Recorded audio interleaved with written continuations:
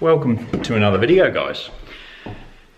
It's a Friday night and I've got to go to the gym to train legs because Twathead over here sold his dumbbells. I've got new ones coming next week, but didn't organise it very well, so now I am dumbbell-less until next Wednesday, which means I've got to catch up a bit of work that I haven't done the last couple of days at the gym because of just being busy with work, to be honest with you.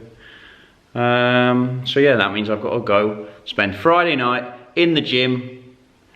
Some joke there about Friday night at the bar, but I'm not going to make that joke. So anyway, get me shit together, see yous in there. So we've just rolled up at the gym. Thought before I go in, I'll give you a couple of nuggets about training, kind of post work hours in the evening. First off, pre-workout. Don't go smashing the tits off a full serving of pre-workout because it will upset your sleep. That means it's going to ruin your recovery, and yeah, it's not going to be ideal. So if you're going to do it, half measure it, so you just get enough to kind of pull you out of that post work hours slump without kind of blowing your head off and then yeah, affecting your sleep. So that's the first one. Next one, go in with a plan, but you need a plan B, you need a plan C, you need a plan D. Like, you can't go in with the fixated idea of, right, this is exactly how I need to train today, because the reality is there's probably going to be quite a lot of people in the gym that are all doing the same thing as you, as in getting their training in after work hours. So you might not be able to get in onto exactly what you want to get on in the order you want to do it in. So be flexible, have a structure, but know how you can kind of work around it, so that you still get out of the session what you want, without kind of having to be absolutely perfectly rigid on everything that you're doing. All right, what can I say for a third one? Oh, okay, so don't eat too close to going and training. Some people like scoff their face after they finish work and then they go to the gym and think, oh yeah, well, it's energized me for my training. No, it's gonna absolutely ruin you, especially if you've got something like legs to train. You don't really want to be eating anything too heavy within like an hour and a half of training. If you need to get something in after you finish work before you're going to train, then opt for something that's easy to digest, quick, not too heavy overall. So good example, maybe some fruit and a protein shake, maybe a protein bar, maybe some easy to digest carbs like a couple of Snacker Jacks. One of those little snack packets are quite good. You don't need to have a lot. For most people, it's a psychological thing. You've got the food in your system through the day if you've followed some kind of structure for that, so the energy's there. In most cases, I don't think you need to be kind of putting something in that hour before training to get the best out of your session, unless maybe it's a little half serving of pre-workout. So yeah, we'll leave it at that. I'll see you in the gym.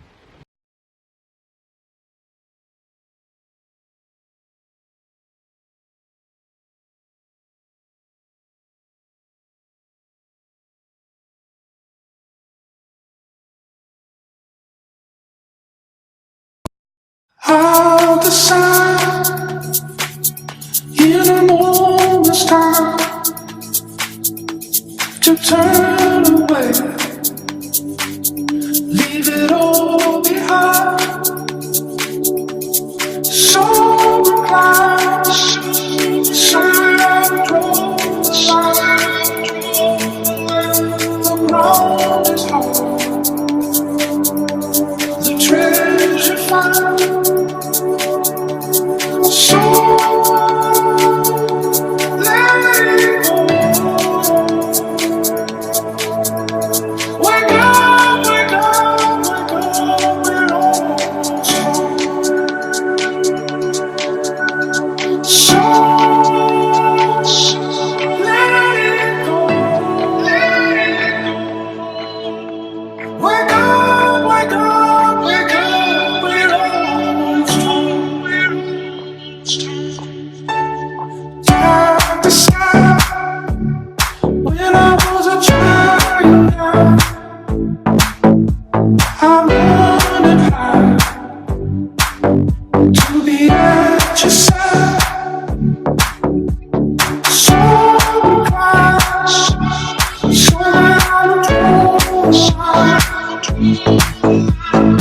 able to.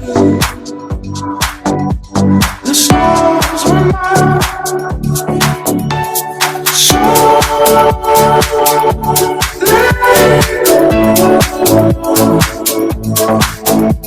Wake up, wake up, wake up, wake up.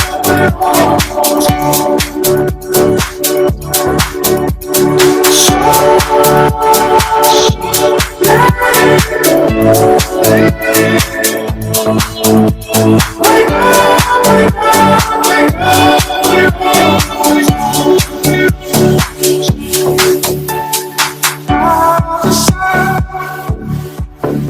In a moment's time to turn away, leave it all behind.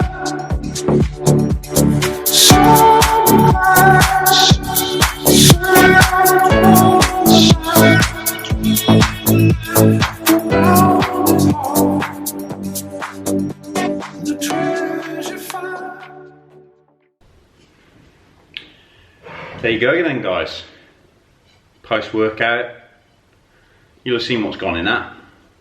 Badass omelette and oats, apple, the works. I'll throw the macros up here somewhere. I haven't put them into my fitness pal yet, but yeah, that's my post-workout meal after the workout you just saw. So much better workout than yesterday. Fucking hell, what that was. It was a good example of how, like, sometimes everything can feel like it's going right going into the workout, like your hydration, your food for the day, your mindset, your recovery, your sleep, but you can still have a shitty session. Today was a much better session, much better. So yeah, moral of the story, you have a crap session, don't worry about it. They happen, and sometimes I see like guys that are just getting into the gym that worry if they have a really bad session, and don't. Like, it's one of them things, they can't all be good ones. You've got to have some bad ones to give perspective on when you've had a really good one. Like, so yeah, anyway, gonna nail this meal, get some work done. Like I say, macros, I'll put them up on the screen again in case you missed them the first time. And yeah, I'll see you in a bit. Alright then guys, so this last bit of the video I wanted to talk a little bit about training splits, because a lot of people struggle when it comes to actually figuring out what's best for them. Is this training split better than that training split? Kind of putting together their workouts that kind of then fit into a training split. Now, there's a few things you need to consider if you're going to kind of go down the right path for you when it comes to training and putting together a training split that's going to best benefit you. So, 3 big things to think about. Number 1, how often can you train? So there's no point going and designing a nice, pretty, periodized 6-day-a-week training split when you know full well you can only train 3 or 4 days a week, because quite obviously you won't be able to fit the training in, you'll be demoralized about it, and you'll be stressed out about that, and then you just won't crack on and do it. So be realistic. How often do you know you can train? Don't be optimistic to the point that you think, oh, well, on a good week I might be able to train 4 or 5 times, so I'll make a 5-day split. Go with the minimum. If you know categorically you can only train 3 days a week, and that's the bare minimum. If you might be able to train 4 on a good, but on a bad week you still know you should be able to get 3 sessions in, go with a 3-day training split. And if there's a week you can get a 4th session in, great, it's bonus, it's surplus to requirement. So that's the first thing you need to establish. For most people, I find 3 to 4 sessions a week is kind of the sweet spot. If you're going into the realms of 5-6 days regularly, like, there's a lot more things you need to have in place. Your recovery needs to be really good. And the amount of times I see people training 5 or 6 days a week, but with mediocre sessions, when they could be getting more out of training 10 out of 10, 3 sessions a week, that happens so often. So anyway, that first question, how often can you train? Answer that. Then, how often do you actually want to train? If the idea of training 5 days a week doesn't really fill you with excitement, and you're not a particularly big gym goer type, then fucking don't train 5 times a week. Like, go with the less is more approach. Like I say, you don't need to necessarily train more to get more out of your training. Quite often it's the other way around. So yeah, if you love training, great, maybe train more frequently because it's something you enjoy doing day to day. If you're a bit more, you have good days and bad days, go with less frequency. But don't feel like just because you do less that you can't get enough out of your sessions to progress. Last thing you need to think about, how do you actually enjoy training? What is the types of training you enjoy? So if we're talking about a gym setting, do you like the strength work, the powerlifting, the long rest periods? Do you enjoy more so the higher intensity, superset, drop set, higher volume kind of sessions with shorter rest periods?